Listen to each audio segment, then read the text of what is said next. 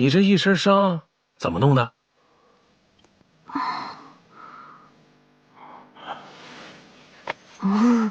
不小心摔的。哦，呵呵，哎，那大哥领可就太不小心了。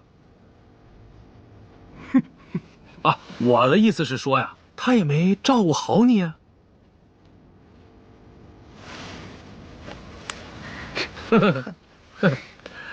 我跟你们说啊，一般在家挨打的女人都这么说，对不对？对。哎呦，哎呦，哎呦，大少爷，您这是怎么了？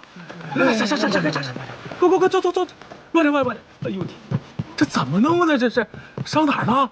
慢，这伤哪儿了？您这是？啊！不是怎么弄的？这是？不小心摔的。哎，您也是摔的啊？江古板，我就是想看场戏嘛。那大面才唱一半，我爹就给我捉回来了，肯定是那个江古板。哎，你说那个江古板是不是老吴派来折磨我的？我到底是哪儿得罪他了呢？哼，我爹说了，就没有一定金元宝解决不了的事。如果一定不行的话，那就两定。锤锤，这个事儿我真的帮不了你。小迟迟呢，今日约我在广悦酒楼里面见面，我要走了。你个见异思迁的东西！哎，六娘，你这头上可以说是撞伤的，那你这腿上是如何受伤的？不会是白无常欺负你吧？不是，我走了。老板，来个饼。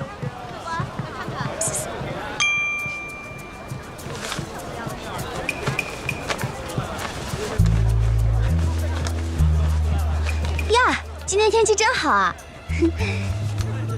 来，拿好您的饼。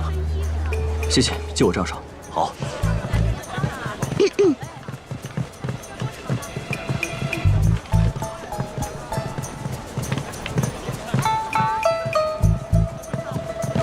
陆书令使。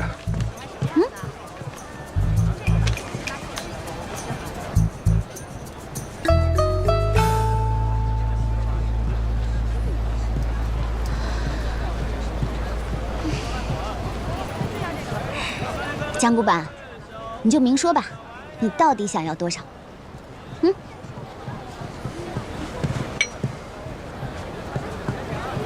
你给的足够多了。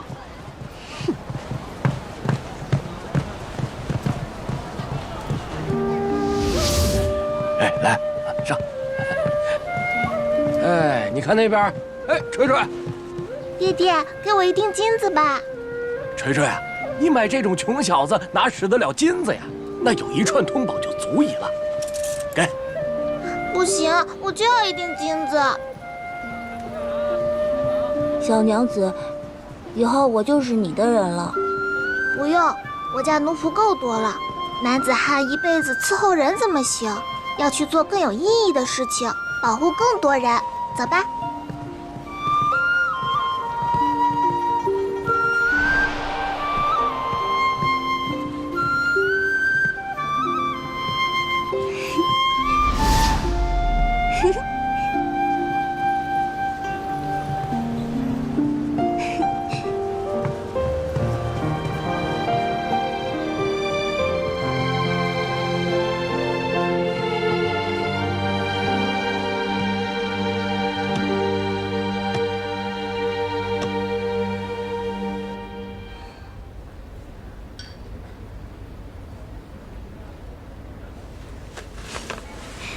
小迟迟，你我以文会友，闺中书信多时，今日终于要见面了，还真有些紧张。不知你是一位怎样如花似玉的美娇娘呢？小姐，严博士突发疾病，请您快回府上看看。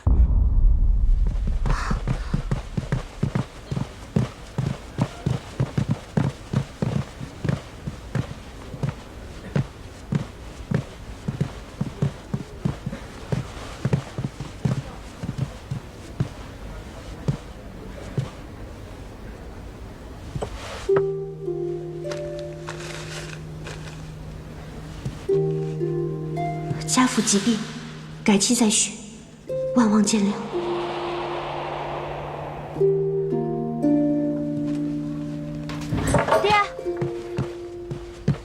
爹，你怎么样了？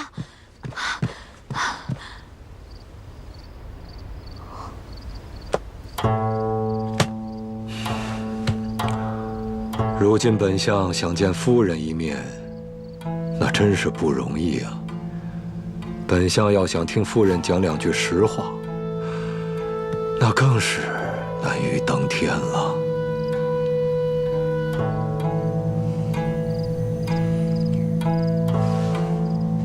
六娘不敢。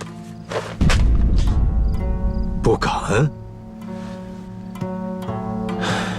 你明知本相让你嫁到沈府是因为何事，你却天天把沈度一日三餐吃什么喝什么这等琐事拿来打发我。张相，六娘自知入得沈府就要替张相分忧，时刻探听沈度的信息。可六娘在沈府也不过是一介深闺妇人，所能打探到的也不过是三餐琐事。听闻谍报信息讲究见微知著，六娘唯恐遗漏，只好事无巨细。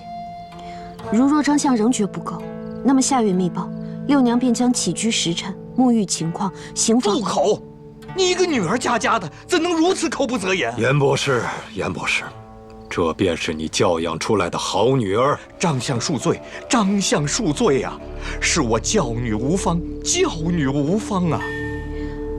六娘不成器，未能探听到有用的情报，还请张相不要迁怒于父亲。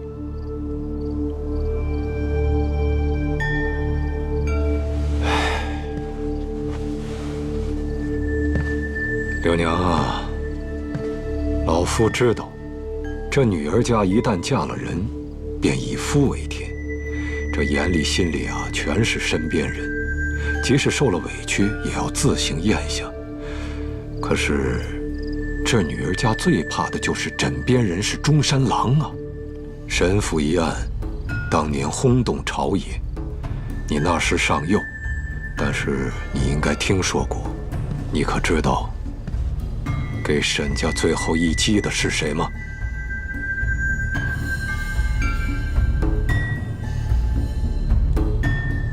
就是沈度。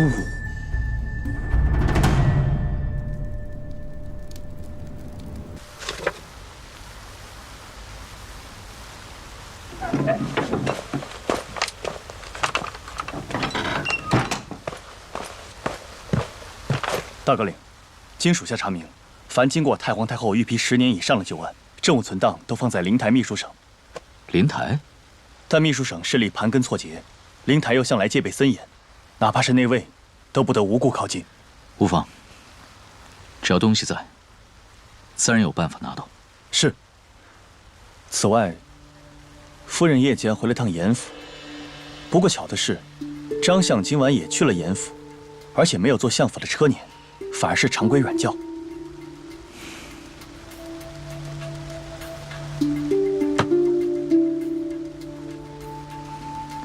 知道了。那属下在门外候着。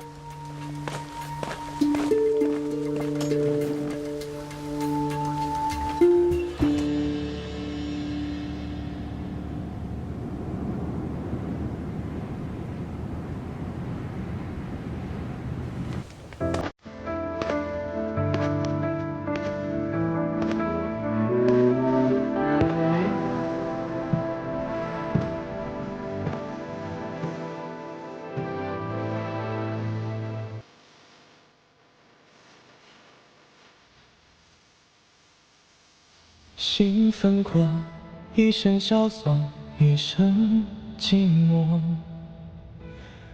我检举罪臣沈秉烛之子沈度，前居我父，离通外国，叛军通敌。我检举罪臣沈秉烛之子沈度，检举我父。离通外国，叛军通敌。我检举罪臣沈秉烛之子沈度，检举我父力统外国，叛军通敌。灯火会交错，你就是我的下落。谁妒火如梦魂魄，感动了脆弱都不必说。谁妒我之所以执着，收留无辜但绝不降落。让我不爱你，我拼命的枷锁，害怕你对我的温热。大哥领，您何其讽我呀！我是谋杀亲夫，可你呢，告发亲爹，你我分明是一种人呐。父亲，当年的路我没得选，但如今只要我能顺利进入灵台，就能拿到当年的通敌书信，待证明其是伪造，父亲的罪证就又少一条。愿随你在尘嚣淹没。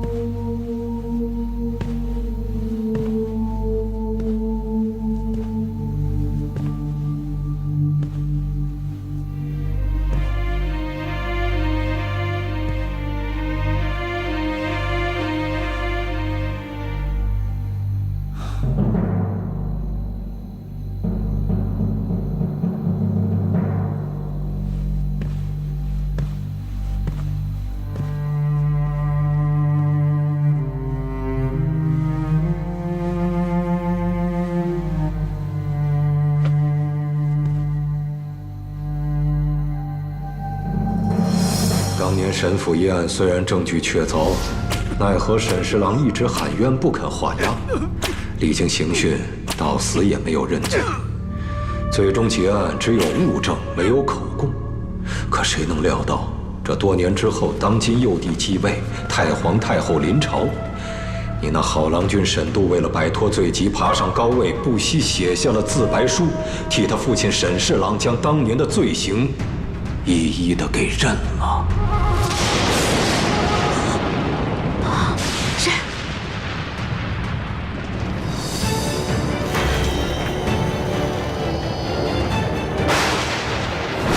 是我，你的夫君。你怎么在这？你怎么满身是血？夫人，你想知道这是谁的血？就是你们严家老少10几口的血，这都是你的细作应得的。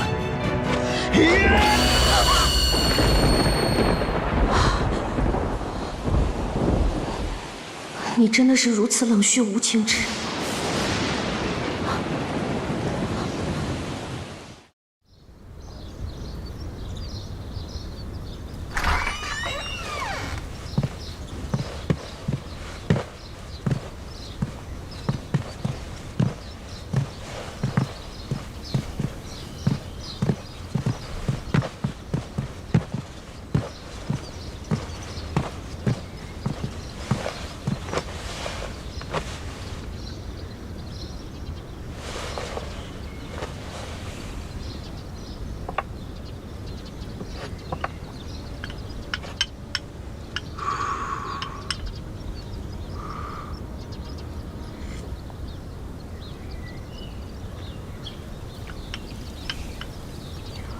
粥还不错。太甜。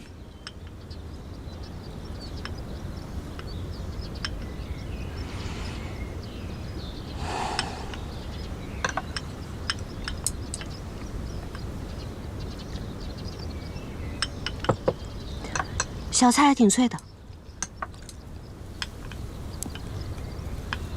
太咸。我就爱吃甜粥配咸菜。钟叔，以后的早食，煮咸粥配甜点。沈度，你什么意思啊？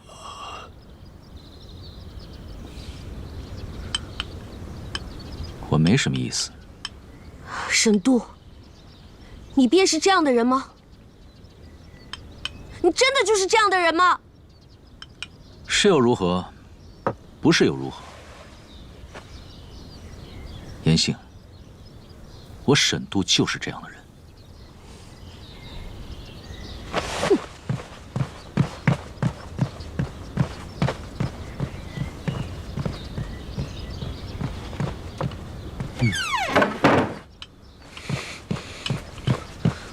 大哥领，属下实在是为您不平。那女人不安分也就算了，居然还是个抹夜叉。刚开始的时候还知道做样子，这才几天啊就现了原形。你有你的差要听，我也有我的差要交代，总得做样子嘛。但不会动真格的，你放心吧。青莲，你说是大格令夫人被夫君打，还是白无常遇上个母夜叉，更能让香安城的深宅贵女们兴奋，让张相之流觉得有机可乘？啊？成亲之日已过去数日，得让人有些谈资了。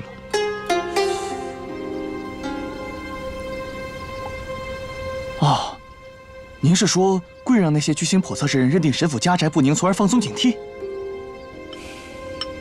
还不算笨。所以您今日的吵架是故意的？妙啊！那夫人身上的伤，也是您故意设计的？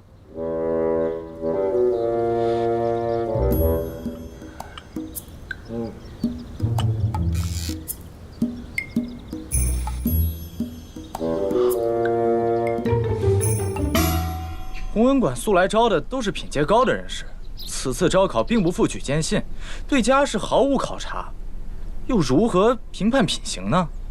那就比谁文章写得好呗。那些乡野匹夫，只要肯埋首苦背，头悬梁锥刺股，没准就能中了大奖入了馆。我可不愿和他们做同窗。太皇太后，弘文馆考学临近，这回是第一次放开家世考察。寒门有学识、有能力的学子，皆能公平竞选，意义非同一般。而且此次还特别允许西辰和南廊的学子一同来考试，所以这考试的桩桩件件事宜，皆不得马虎。是啊，张相说的极是，此次考学前所未有，会影响我们大仓的脸面。那张相，你觉得哪一位爱卿堪此重任呢？啊，贤王殿下此次赈灾功劳显著，沿途百姓歌颂其清明。老臣认为，此次不如就让贤王殿下来负责科考吧。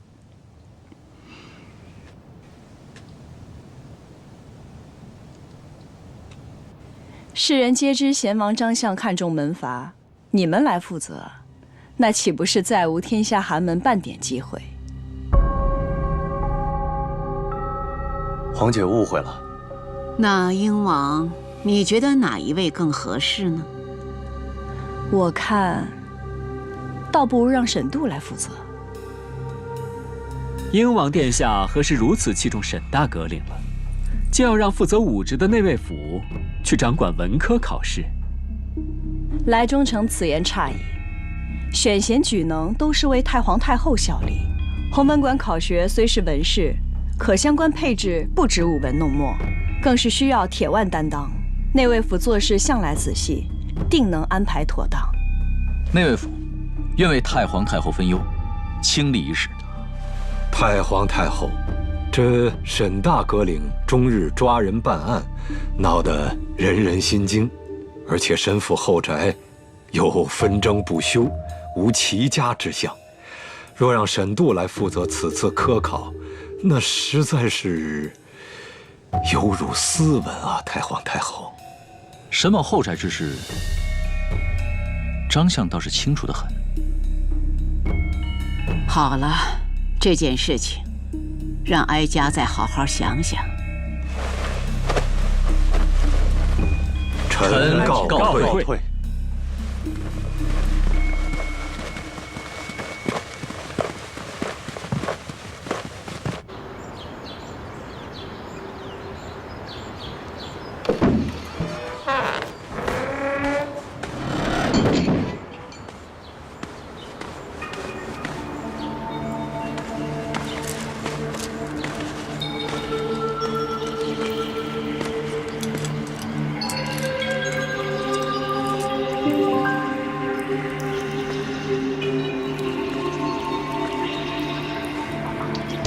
谁？三姐，你快起来！六娘，是三姐对不起你。三姐，你怎么回来了？韩郎君呢？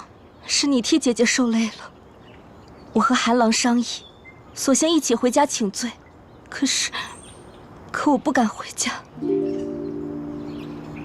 就只好躲在沈府外面。对不起，三姐，你别自责了，我们先回家，有什么事儿回家再说。哎，对，那边啊，来，下边，哎，对，啊，哟，快下来，三娘和六娘回来了。老爷夫人，三娘和六娘回来了。老爷夫人，三娘和六娘回来了。老爷夫人。啊！三娘回来了！是，三娘和六娘回来了。彩薇，你可回来了！你把娘带六娘，啊，彩薇！哎呦，苦命的六娘啊！原来外面的传闻是真的，那个白无常真的敢打你啊！阿娘不是，你好心好意替别人去闯阎王殿，人家没良心的，吃香喝辣，母女团聚，唯独我可怜的六娘。被那个白无常威胁、折磨、毒打。没有啊，六娘，是我太自私了，只想着自己。今日在沈府外，我听他们说你被那白无常辱骂，三姐心里痛苦万分。那白无常还辱骂你啊？应该是互相辱骂。下次再有这样的事儿，为娘豁出去了，一起骂他。阿娘真的没有，大伙儿都在呢，大伙儿，停，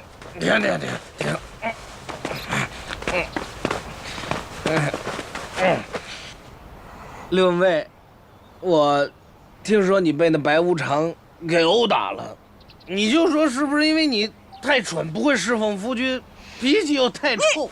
我跟你说，你这三姐，真是你三姐！闭嘴吧！你不是跟人私奔了吗？一身酒气，彻夜不归，你成何体统啊！老爷，成何体统？哎，滚回去！滚回屋去！使不得呀！父亲，我想起来了，我刚才回来的路上，好像看见那个白无常带着一队内卫冲咱家来了，不知道要抓谁。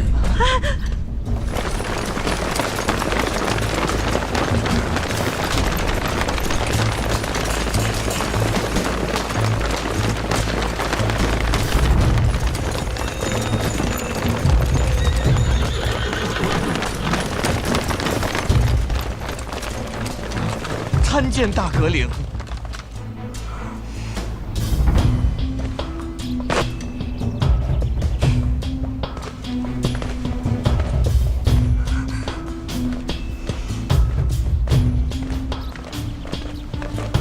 大阁领。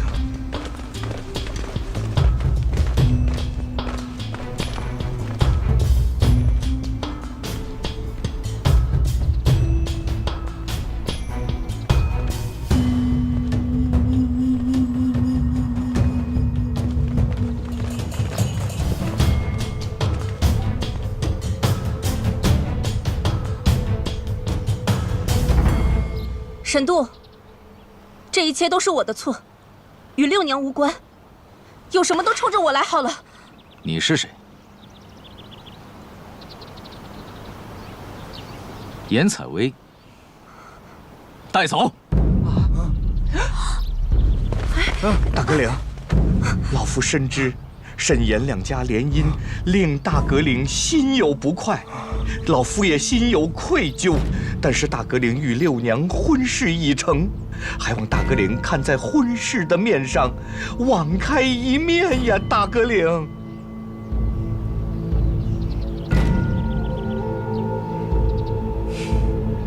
严杏也带走。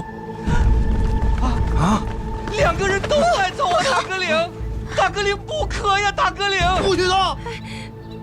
我严墨杰在此，谁也不许碰我严家人。白无常，你真以为你是阎王殿的，是不是？你想勾走谁的魂就带走谁，还有没有王法了？你给我闭嘴！这个东西妨碍公务，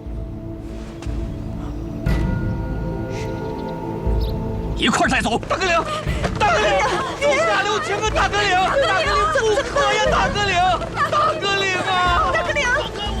手下留情啊！大格岭，六娘，大格岭啊，不可呀！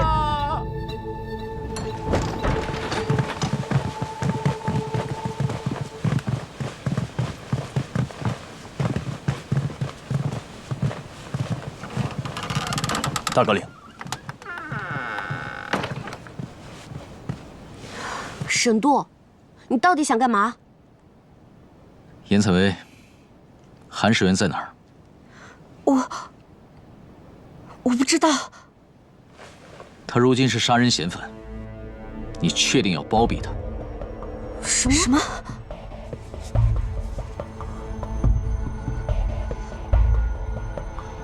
夫人，您近日未去刑部，有所不知，弘文馆的一口偏井中发现了一名学子的尸体，因此案涉及到弘文馆学子惊动了太皇太后，太皇太后指命由内卫府来查办，而目前最大的嫌疑人便是韩世元。不可能，海浪他绝不可能杀人。你以为韩世元与你是为爱远走天涯，但证据显示，他是杀人畏罪潜逃。怎么会？不可能！三姐，你当真不知道韩世元身在何处？他必须现身，才能证明自己的清白。我们一回到香安，海浪他就不见了。我真的不知道，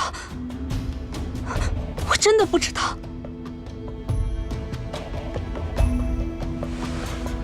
我可以去看一下死者的尸体吗？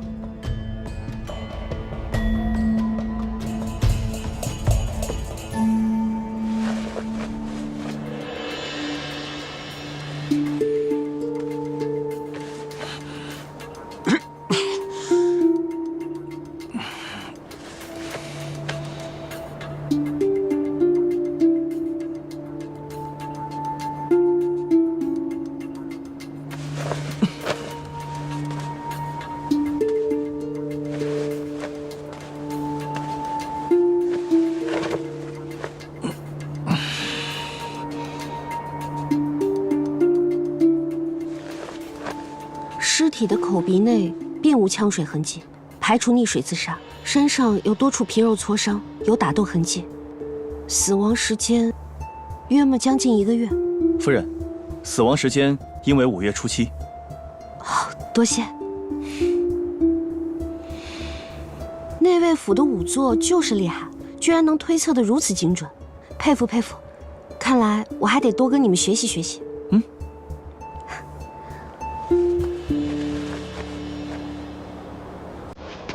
夫人和她那个哭哭啼啼的姐姐还真是不一样啊。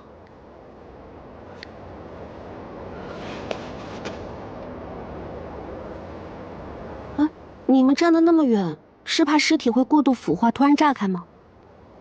不用担心，腐化程度还未到，不会炸开的。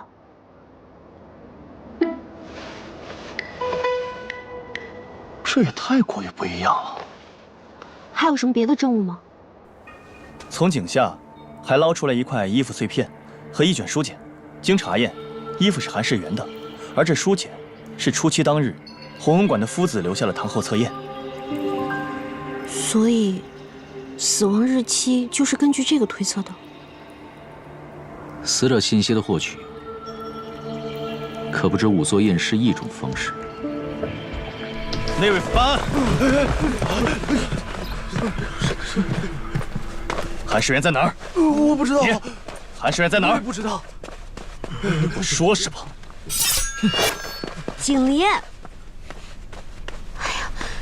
哪有你这么问的？屈打成招吗？人都快被吓死了。我差点就问出来了。我来问。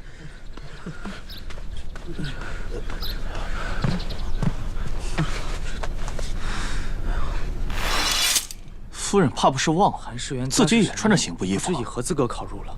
平常里很低调，和我们交流都不多。啊，请问你这段时日可有见过韩世元？哦，最后一次看到韩世元是在5月初7的晚上。那天我从他寝室路过，看他和同窗告别后，然后就出门了。5月初7的晚上，你这么肯定？那天他出门往西走，我正要和他打招呼呢。结果一扭头就看到了东边的火光，再然后就听说了明堂大火，所以记得。韩世元是我们馆中数1数2的俊俏学子，平常跟大家很少有来往。哦，对了，你可以问问他同寝的蓝桂洲。不过蓝桂洲这个人向来内敛沉闷，他只同韩世元讲话的。你是蓝桂洲吗？我是蓝桂洲。 5月初7，你可见过韩世元？见过。世元说他要离开香安回去成婚，话别之后就向西去了。好，多谢。我了解的情况，姐姐，姐姐，有什么我可以帮忙的吗？怎么哪儿都有你呀？切，我来收学子的典当之物啊。我们平常查案就得像姐姐一样深入一线。我姐姐查案的样子，真是英姿飒爽。什么时候我才能拜她为师，跟着查案呢？姐姐，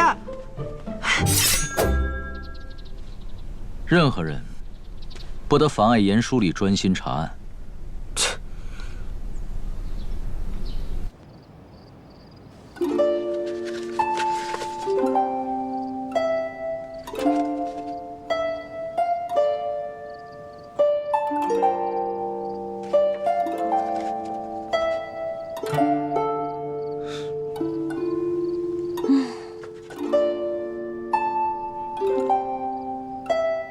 在担心什么？我只是觉得有点不对劲儿。证据有问题？没有，但就是因为没有，我才觉得有点奇怪。太完美了。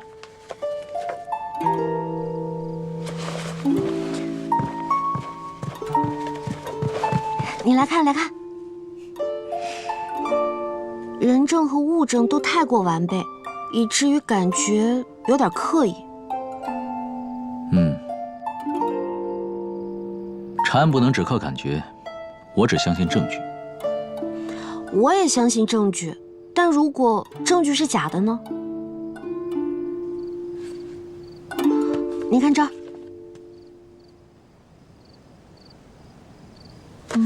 还有这儿。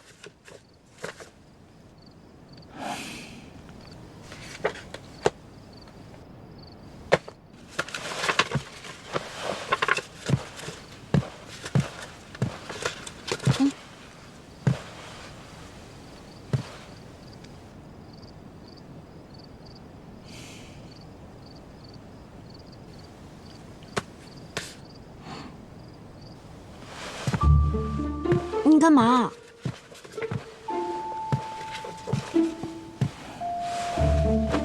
太暗。哪里暗了？这屋里简直亮如白昼，我都觉得刺眼，好吗？先说物证，又是书简，又是衣服残片，这两个证据好像生怕查不到韩世元头上。韩世元的那件衣服颜色那么明显，若是撕掉了，怎么会看不出来呢？你再看这个，这2个学子人证都说5月初7的夜里见过韩世元，而且非常笃定。可那天是我们结亲之日，三姐和韩世元在5月初6就已经跑了。跑了可能只是为了躲着你们严家，说不定5月初7还在城中，看着你这个傻子替嫁。不会，我三姐跟韩世元在我们结亲之前就已经出城了。这么相信你三姐？嗯。那她为什么让你替嫁？我三姐不也是没有办法吗？谁愿意嫁给你这个白无常？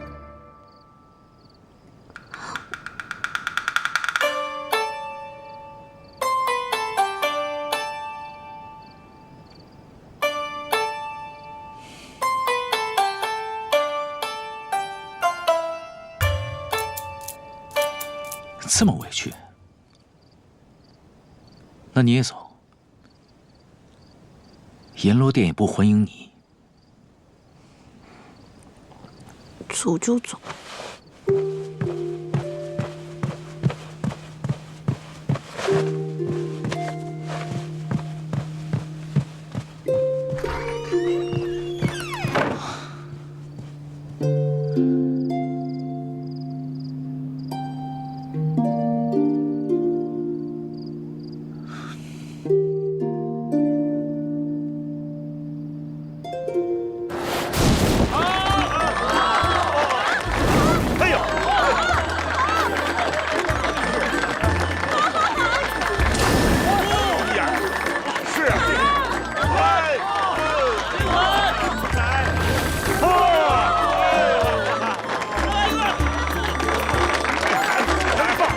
来了！吊死鬼上门索命了！来！吊死鬼上门索命了！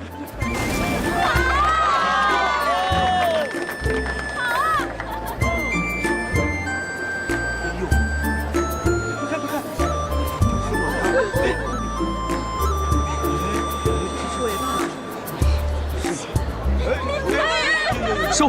鬼被收了！鬼被收了！好神通啊！哎呀，太厉害了！哎呀，干他！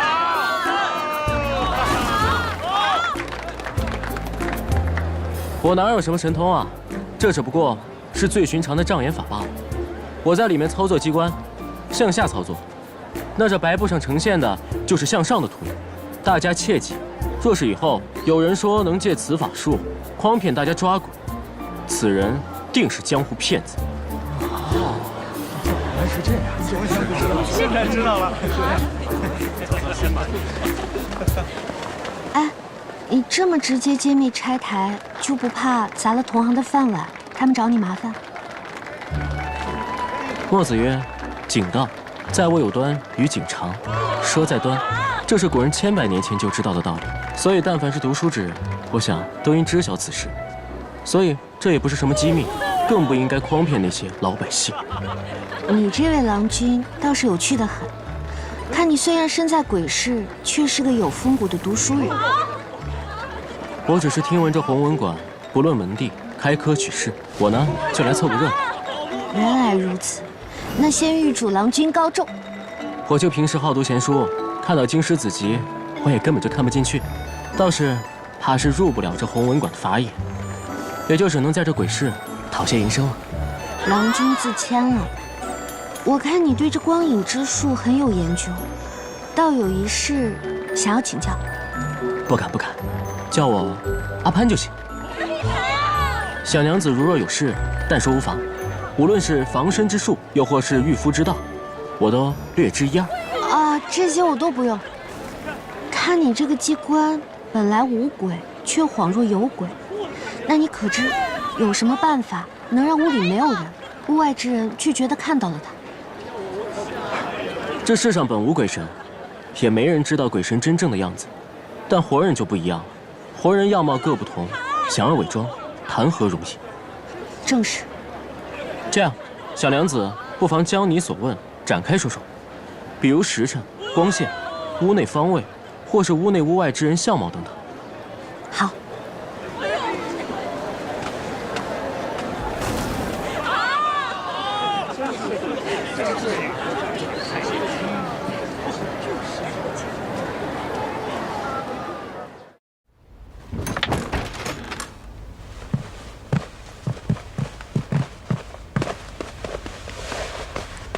来内卫府做什么？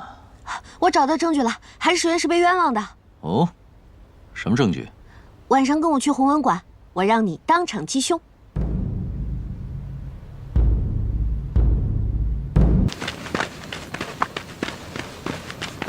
停！大哥领，夫人吩咐过，来了之后要把所有的灯都熄灭。您看，灭了。熄灯。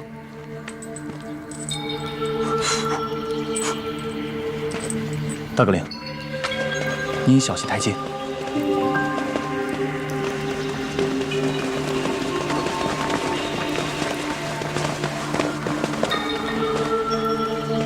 大哥领，严书立带着一个陌生男子去了我的寝室，让我们在这儿等。韩郎君，你这段日子都躲哪儿去了？哎，你怎么这就要走了？韩世元，世元跑了。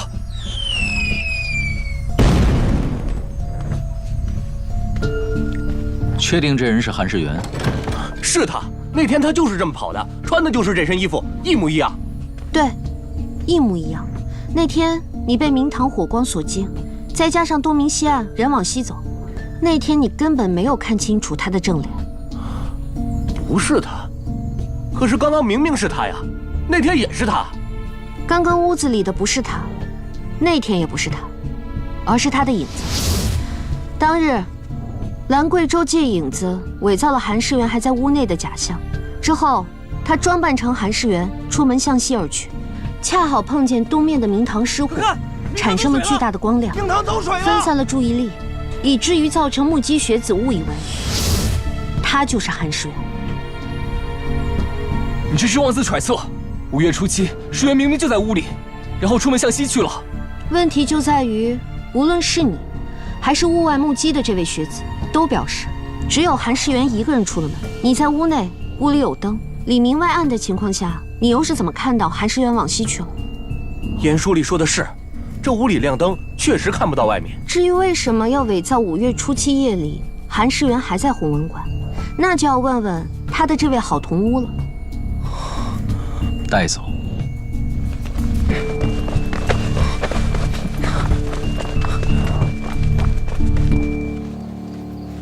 学子们都散了吧。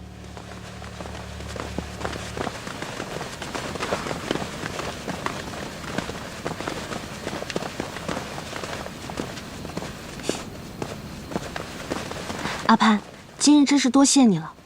雕虫小技，不足挂齿。这个阿潘到底是谁啊？我看夫人和他笑语盈盈的，倒像是老相识了。严书立，今日在下还有事，便不做久留了。你这就要走了？我都还没来得及跟你好好道谢呢。有缘自会相见，以后若有事，随时来贵市找我。一言为定。是吗？是啊，夫人在府里可从来没有这么开怀过。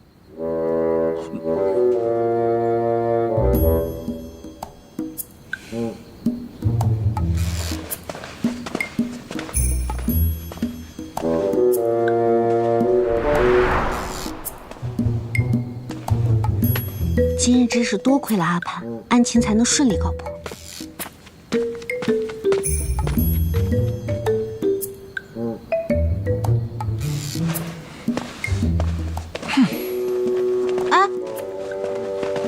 哎，你们去内卫府不带我吗？还没审讯呢。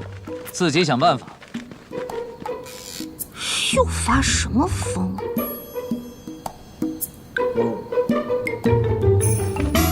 大哥领，查过了，那个阿潘叫潘驰，在江南破过几桩疑案。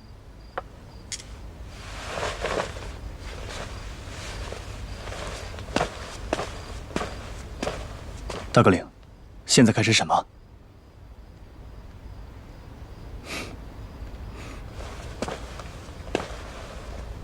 你们要问就问，要审就审，闭嘴！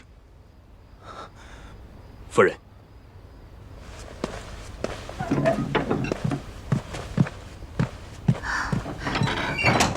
审得怎么样？夫人，你可算来了，就等你了。爬都该爬来了，还不开审？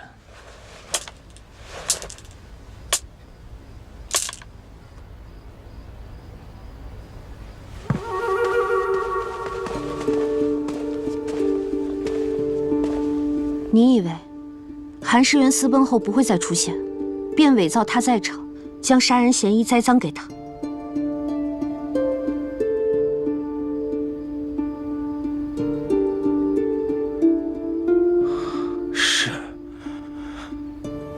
是啊，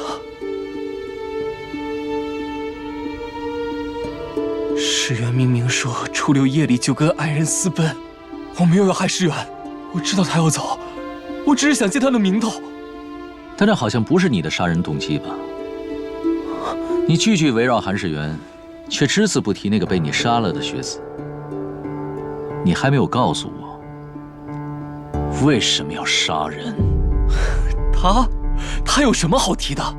他弄坏了我的诗集，他不该死吗？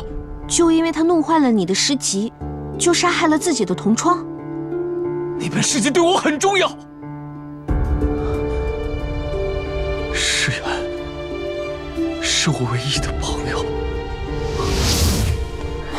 说怎么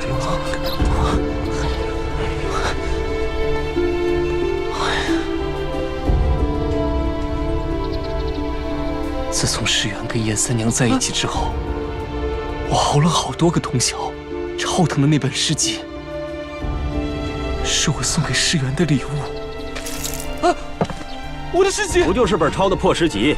你以为你是潘延之吗？以为这破诗集真的会有人当宝一样喜欢吗？哼，一沓废纸。我的诗集。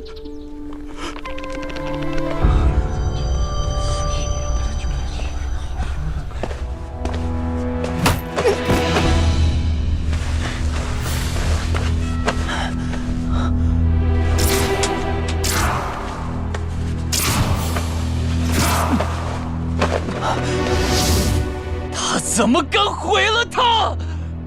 还敢嘲讽我？你杀人，又故意栽赃给韩世元，其实你心底盼着他听到消息回来。韩世元回到湘安后就失踪了，你是不是见过他？你把韩世元藏在哪儿了？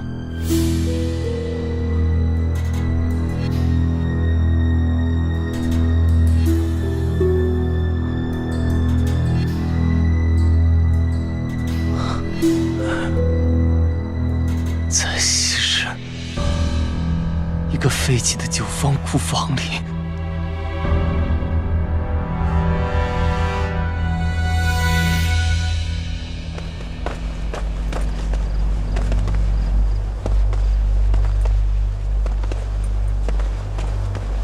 这兰桂州，平日竟在此处虐杀动物，他内心如此扭曲，怪不得会因为一本诗集就产生了杀人的恶念。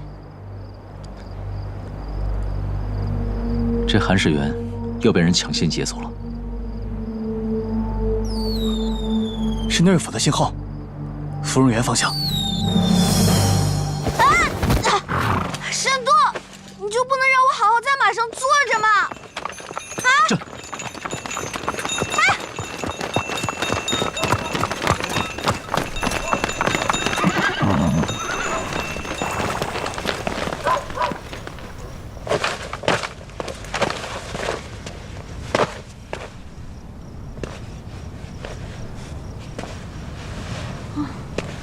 手。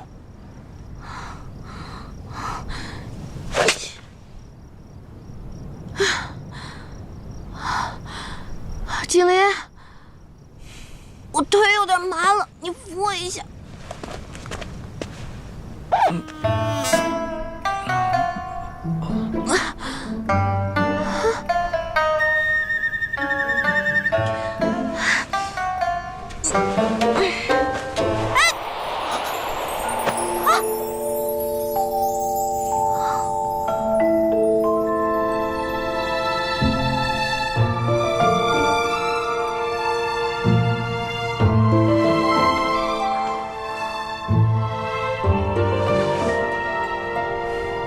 嘴那么硬，以后就少逞了。去，景林，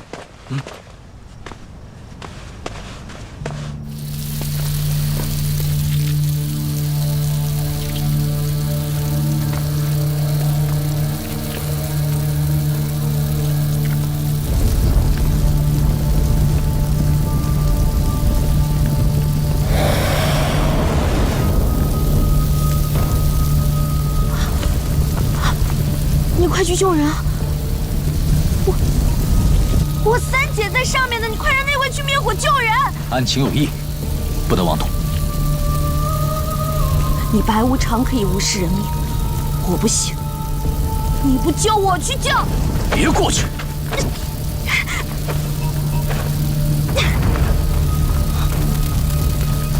小心！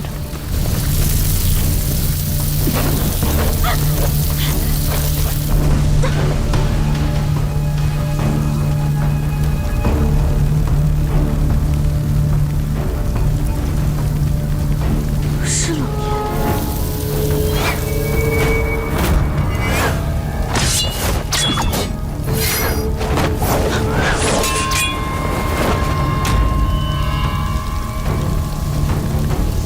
来了。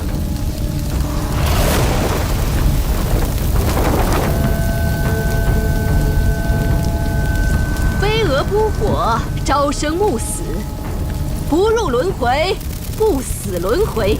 天下之耳，我陈火娥归来兮。陈火娥，5年前的连环杀人凶手，他不是在5年前就当众自枪了吗？人死不能复生，如此故弄玄虚、见不得光，想必是掩人耳目罢了。竟有人面对我重生的涅槃大阵，还能如此冷静自持，不愧是白无常啊！可惜，即便你是勾魂的无常鬼差，也阻挡不了我陈火娥涅槃重生。那我就拘了你这恶鬼，重回地狱。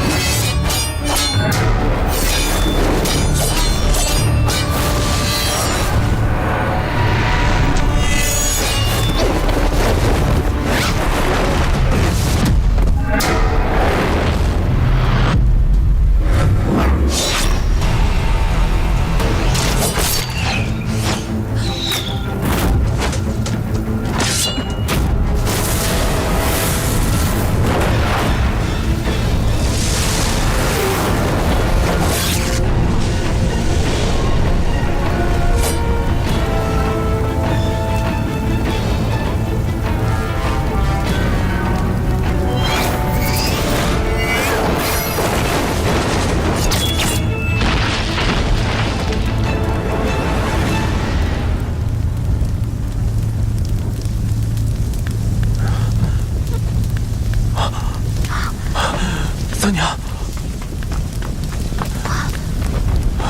三姐，还有三姐，六娘，大阁里，杨长侍在此，那看来今夜是永安公主要过问此事了。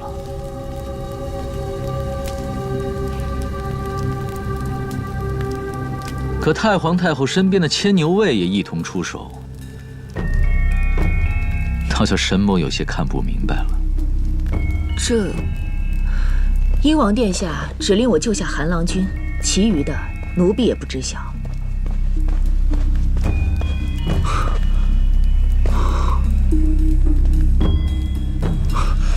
大阁令，杨长侍，方才就有人心急唐突了，没有耽误你们正事吧？怪不得能调动御前佩刀的牵牛卫，原来是太皇太后身边的红人，张侍郎。世元，你怎么搞成这个样子？有没有受伤？你没事吧？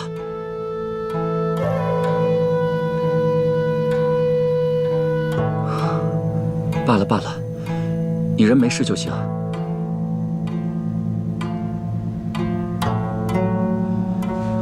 你一定要记住，以后一定要小心，不要让自己陷入这种困境，啊！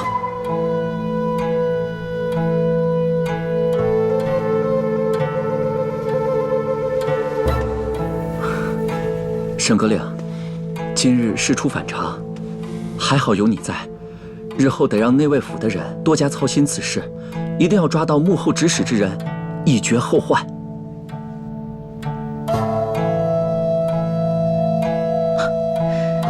此事本就是我内卫府负责，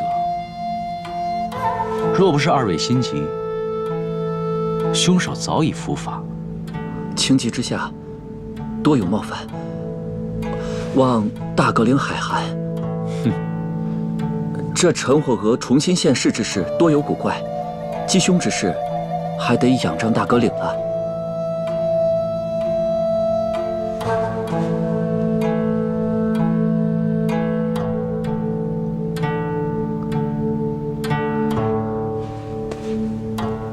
宝环还得回宫办驾，先告辞了。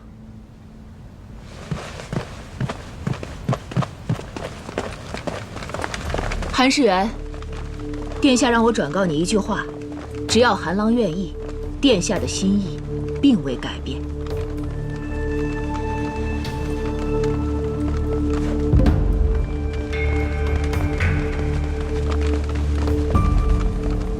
韩世元，今晚之事，你可有想要说的？我一概不知。弘文馆学子遇害案，六娘已经替你洗脱了嫌疑。今夜，你与严采薇是受害人，如果没有什么想说的，就赶紧带她回严府养伤吧。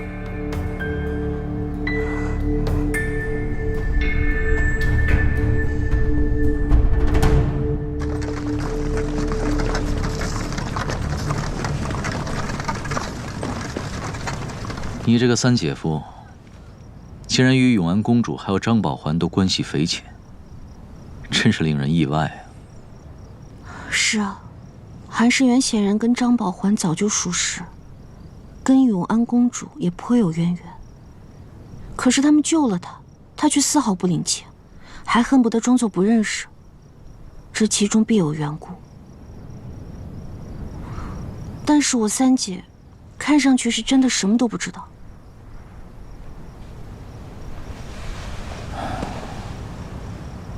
我知道，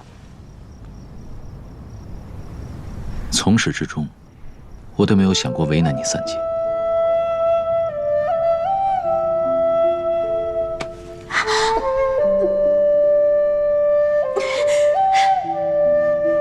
方才是我莽撞了。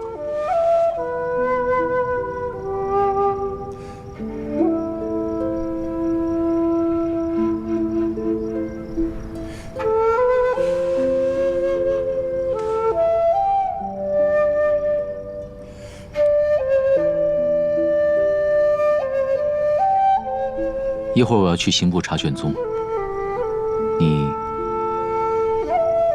可要一同前往？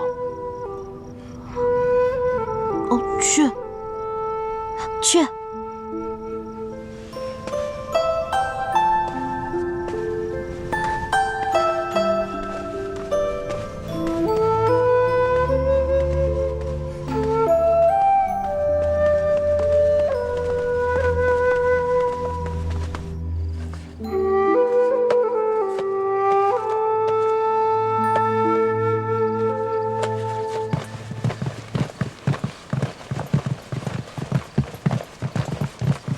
来，兄弟们，这里边摆2个，然后这儿再摆2个，门口2个位置都摆2个，灯笼之间都对齐啊！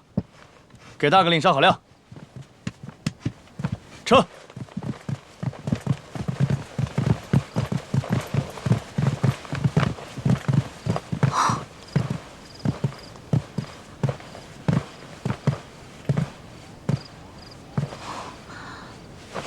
你这也太夸张了吧！摆这么多，火烛都不要钱呢。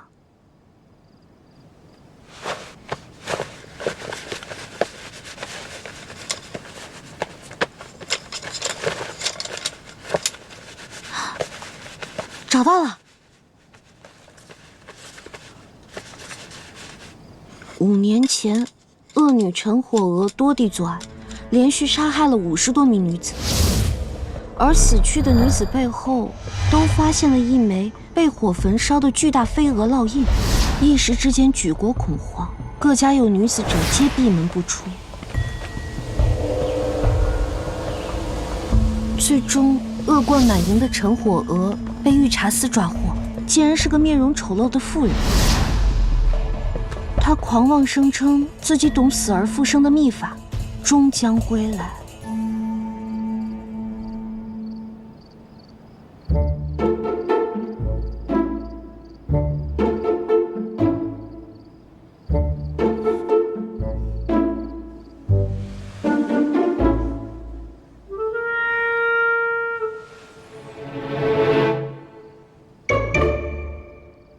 陈火娥在缉捕现场拔剑自断心脉而死，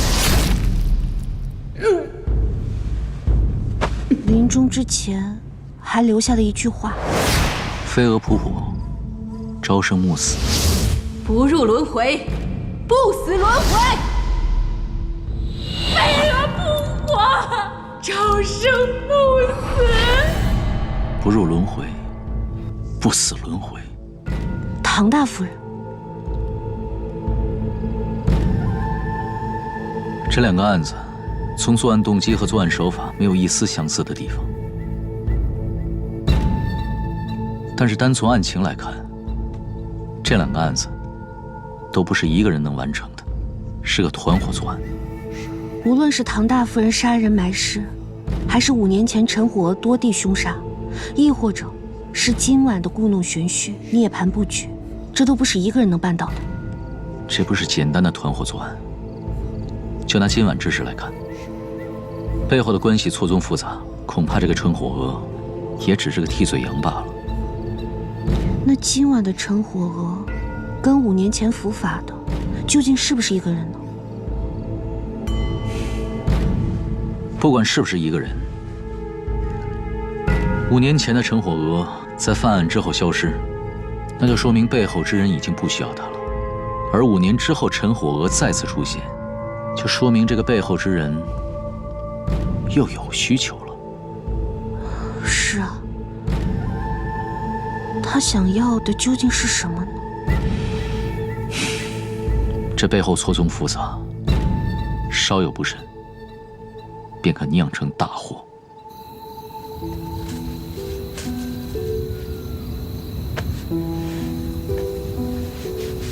阿娘，后院的夜香花开了，我便摘了一束给您带过来。如今您一个人在那边，是不是觉得很孤独啊？不如我唱首歌给您听吧。还记得小时候您唱来伴我入眠那首歌吗？莫浪屿阿婆城，阿娘年华花不尽，阿爷问句常欢喜，阿娘年华花不尽。谁？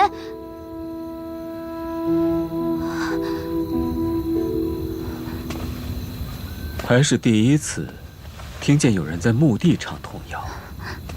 月黑风高，倒是别有一番风趣。是你呀，鬼面兄，我见过你。我之前来探望我娘亲的时候，我常常在这附近看见你。你也有亲朋在这附近吗？是啊，我母亲就葬在这附近。哦，嗯，我竟不知这附近还有哪个家族的墓葬。香安城附近的风水宝地，自然被高门贵族和富豪人家买下做了阴宅。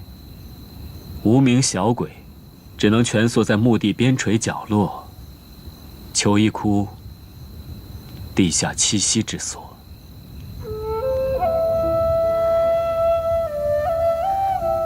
这块墓地是我爹爹花了很多钱才买下的，确实是很大很气派。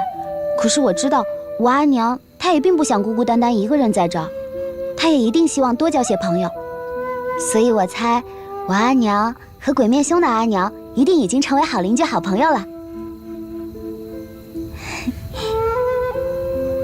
好朋友。啊？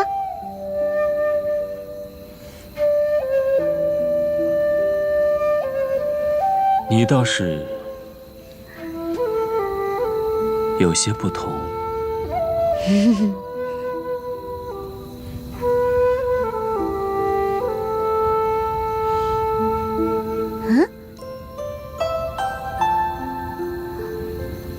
你为何戴上面具啊？是因为脸上受伤了吗？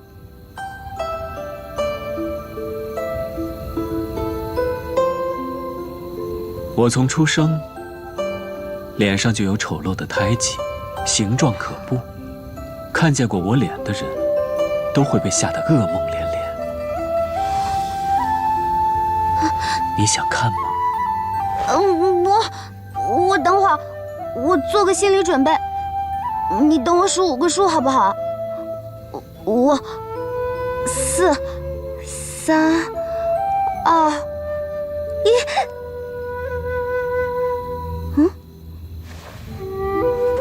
鬼面兄，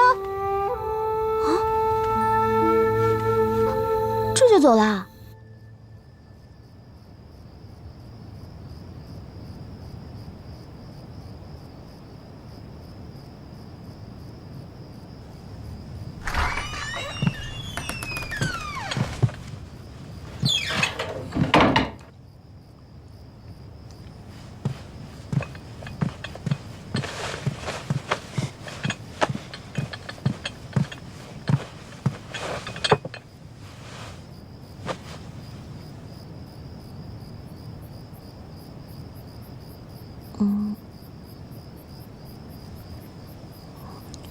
你的手还没有上药，我让沈老管家把府中的各种伤药都拿了过来，看看哪种最适合治这个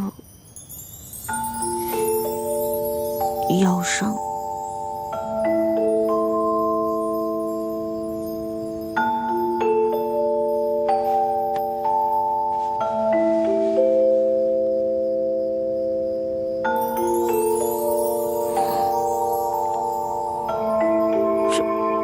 怎么这么严重？小狗咬的，不碍事。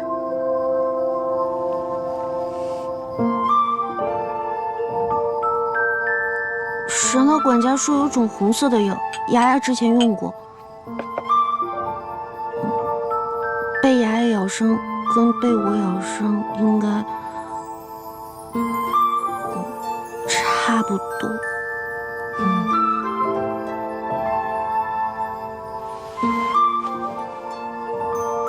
是啊，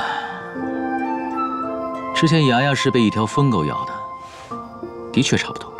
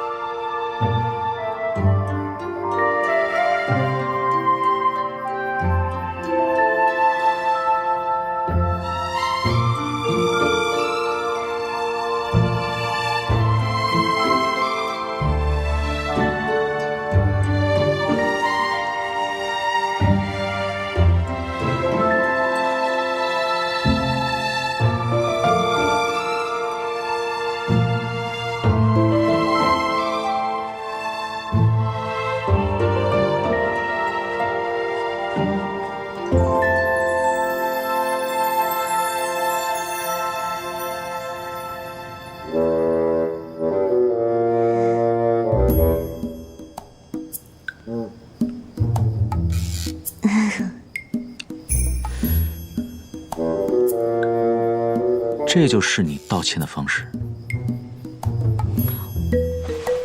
我道什么歉啊？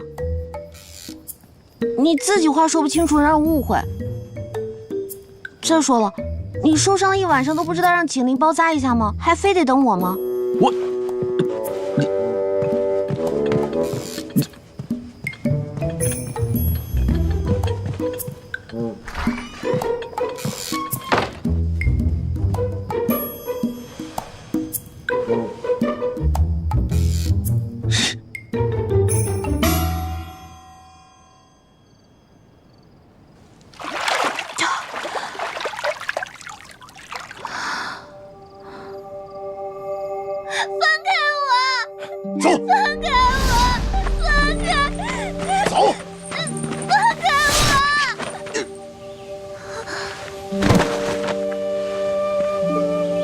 阿都啊，虽是救人，也得注意分寸呐。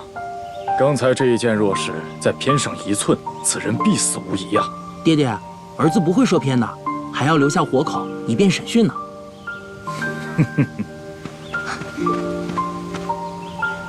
在下沈度，你还好吗？如今的你，还是我记忆中那个神兵天降的少女。谁？严杏。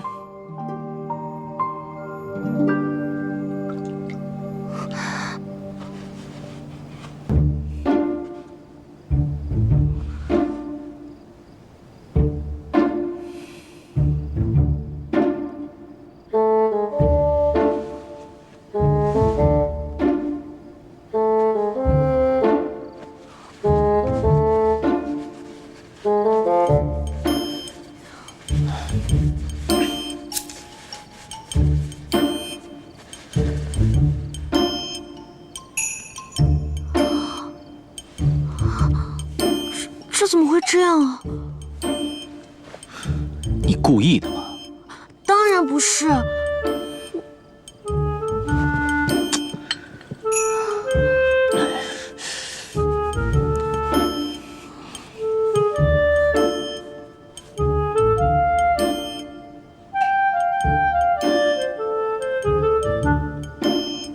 对不起，我拿错了。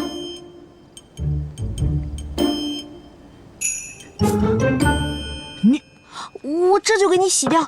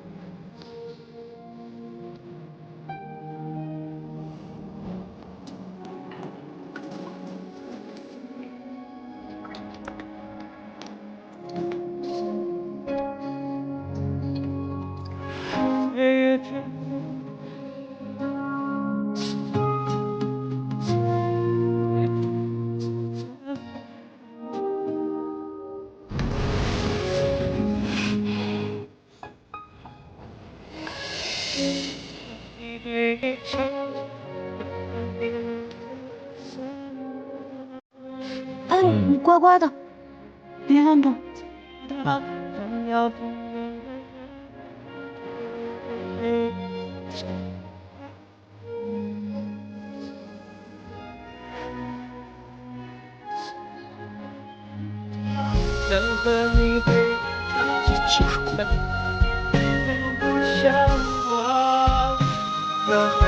有交换的地方，离你地久天长，等青丝把桂花苍苍，这一生繁华。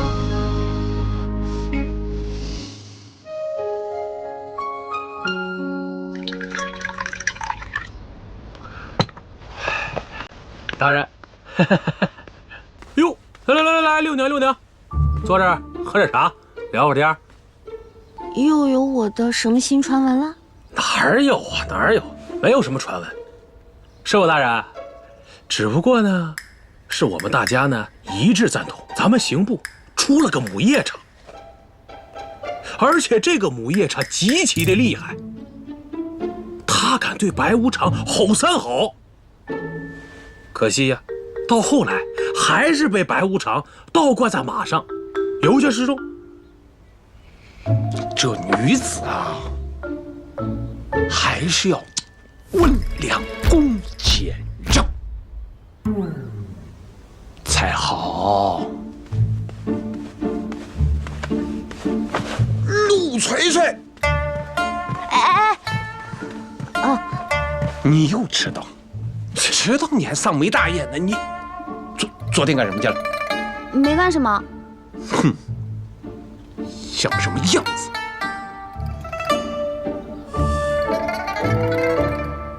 冯贵，大人，昨晚成火死而复生了啊！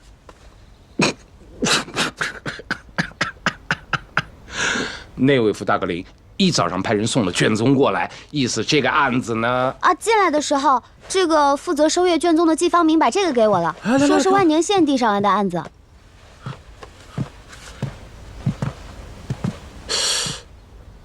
万年县宣平坊发生了杀人案，死者是此前辞官还乡的官员陈守节的夫人。可死了个女的，大惊小怪的。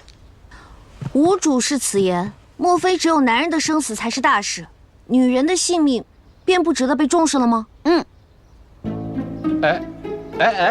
我说什么了啊？这是嫁到了神府，脾气见长啊。好，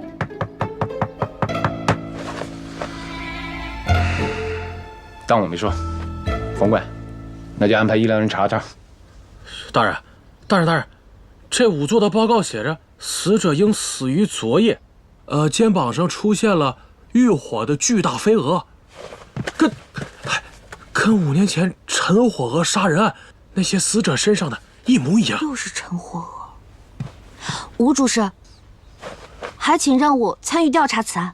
此事既然和陈火娥死而复生一案有关，理应交由内卫府一并处理。没错，我们刑部插一句，不合适。对，不合适。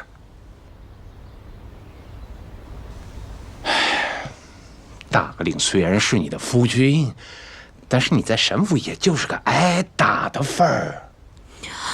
白无常断案，他不会带上你，不会。忠诚大人到，拜见来忠诚。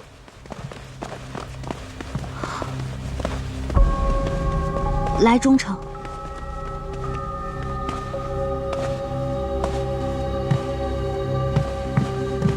白无常不愿带，黑罗刹倒是很想邀请严书立一同协助调查。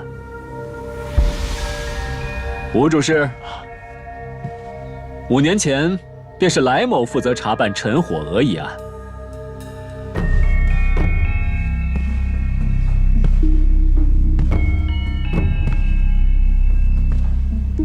严六娘的查案手段，来某早有领教。此次既然也对陈火娥一案有兴趣，不如就此来我御查司就职，助我缉拿真凶，如何？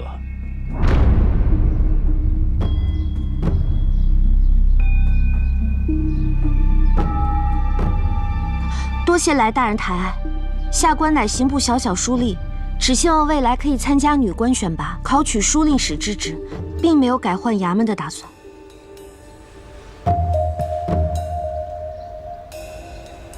既然沈夫人敬酒不吃，那就来日再聚。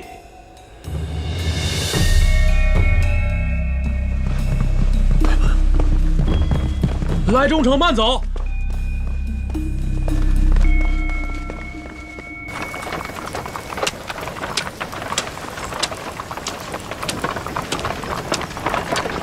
停车。英王殿下万安。韩郎，你我也有些日子没见了，今日偶遇，却仍打算躲着我吗？草民不敢。韩郎，你这是干什么？起身回话。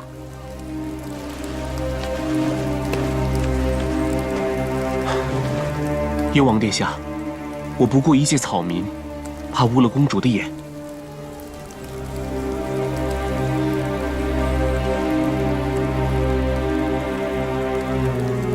韩郎，这是哪里的话？感情的事情自是不能勉强。既然你心中已有了所属之人，本宫自是会成人之美。草民多谢公主大恩。